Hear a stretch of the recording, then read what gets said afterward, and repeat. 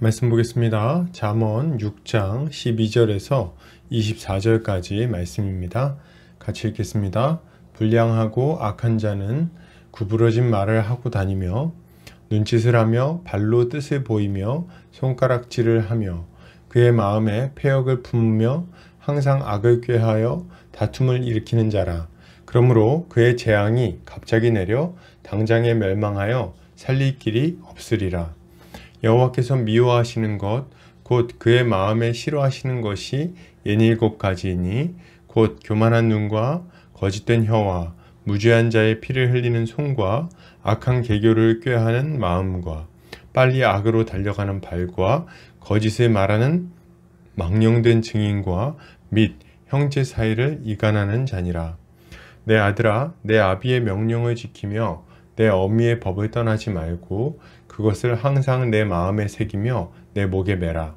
그것이 내가 다닐 때에 너를 인도하며 내가 잘 때에 너를 보호하며 내가 깰 때에 너와 더불어 말하리니 대저 명령은 등불이요 법은 빛이요 훈계의 책망은 곧 생명의 길이라. 이것이 너를 지켜 악한 여인에게 이방 여인의 혀로 호리는 말에 빠지지 않게 하리라. 아멘. 잠언 6장 12절에서 24절까지 하나님이 미워하고 싫어하시는 것이라는 제목으로 말씀 보도록 하겠습니다. 신자는 이 땅에서 죄의 유혹과 싸우며 믿음의 길을 가기 위해 힘쓰는 자입니다.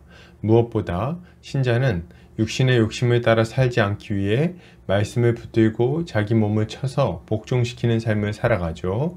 이렇게 할 때 참 생명을 누릴 수 있다는 것을 알기 때문입니다. 오늘 본문을 통해서 이에 대해 함께 살펴보도록 하겠습니다. 오늘 잠언 기자는 이렇게 말합니다. 불량하고 악한 자는 구부러진 말을 하고 다니며 눈짓을 하며 발로 뜻을 보이며 손가락질을 하며 그의 마음에 패역을 품으며 항상 악을 꾀하여 다툼을 일으키는 자라. 그러므로 그의 재앙이 갑자기 내려 당장에 멸망하여 살릴 길이 없으리라. 잠언 기자는 불량하고 악한 자는 구부러진 말을 하고 다닌다고 말합니다. 그는 눈짓을 하고 발과 손으로 속이며 패역한 마음으로 항상 악을 꾀하며 다툼을 일으키는 자입니다. 잠언 기자는 이런 자에게 갑자기 재앙이 내려서 당장에 멸망하게 될 것이라고 경고합니다. 이것은 악한 마음으로 이웃을 해하는 자들이 결국 하나님의 심판을 받아 망하게 될 것이라고 경고하고 있는 것입니다. 여러분, 신자는 악한 마음으로 이웃을 해하며 돌이키지 않는 자들에게 하나님의 심판이 있음을 알아야 됩니다. 하나님은 악인들을 심판하십니다. 어떤 이들은 하나님께서 악인들을 심판하신다는 말을 들으면 하나님이 너무하신다는 식으로 반응합니다. 왜냐하면 사람은 누구나 실수를 하기 때문이라는 거죠. 그러나 실상은 그렇지 않습니다. 그들의 죄는 우연히 실수로 튀어나온 것이 아니라 마음속에 있는 악이 자연스럽게 어느 순간 드러난 것에 불과합니다. 그들의 마음은 항상 악을 꾀합니다. 그들은 이웃을 비방하고 눈짓으로 악한 것을 계획하며 다툼을 일으키죠. 그리고 이렇게 함으로 자신의 이익을 도모합니다. 우리는 이런 자들에게 하나님의 심판이 진리대로 이루어질 것임을 알아야 됩니다. 비록 악인들의 삶이 평안해 보이고 형통하게 느껴질지라도 하나님은 한순간에 그들을 망하게 하실 거예요. 그러므로 여러분, 죄를 짓지 맙시다. 악을 행하며 살지 맙시다. 하나님이 악인들을 갑자기 심판하실 것입니다. 계속해서 보겠습니다. 잠언 기자는 이렇게 말합니다. 여호와께서 미워하시는 것 곧 그의 마음에 싫어하시는 것이 67가지이니 곧 교만한 눈과 거짓된 혀와 무죄한 자의 피를 흘리는 손과 악한 계교를 꾀하는 마음과 빨리 악으로 달려가는 발과 거짓을 말하는 망령된 증인과 및 형제 사이를 이간하는 자이니라. 잠언 기자는 하나님께서 미워하시는 것이 있다고 말합니다. 그는 교만한 눈과 거짓된 혀와 악한 손과 악으로 달려가는 발과 거짓 증인과 이간하는 자를 미워하신다고 말합니다. 이것은 몸의 여러 부위를 통해서 결국 죄악된 마음이 어떤 모습으로 나타나는지를 보여주고 있는 것입니다. 여러분, 신자는 교만하고 거짓되며 악한 마음이 우리의 몸을 통해 하나님이 미워하시는 죄로 연결된다는 것을 알고 주의해야 합니다. 우리는 아무 생각 없이 육신의 욕심을 따라 살아갈 때 자연스럽게 죄를 짓게 된다는 것을 알아야 돼요. 우리의 마음은 이미 죄로 심각하게 기울어져 있기 때문입니다.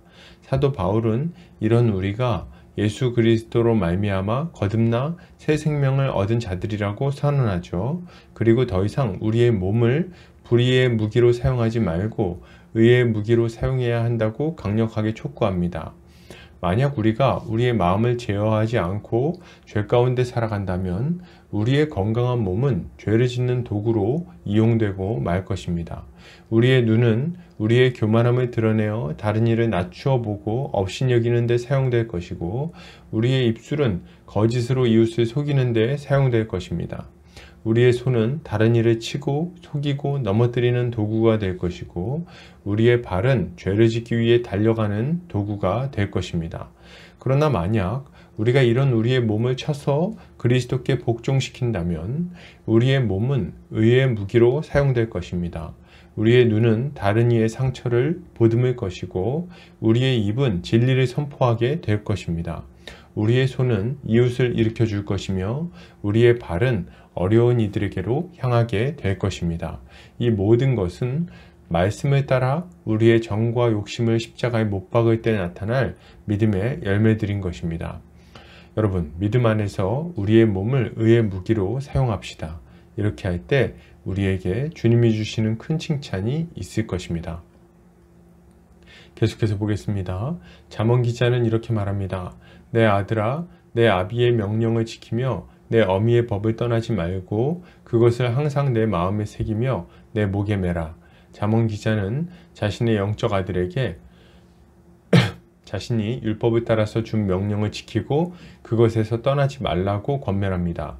그는 이 말씀이 그를 인도하고 보호할 것이며 그에게 생명을 줄 것이라고 말하죠. 그리고 이 명령이 그를 악한 이방 여인의 말에 빠지지 않도록 지켜줄 것이라고 말합니다. 이것은 하나님의 말씀을 마음에 두고 순종할 때 악인들의 유혹과 시험에서 벗어나 참 생명을 누릴 수 있다는 것을 말하고 있는 것입니다.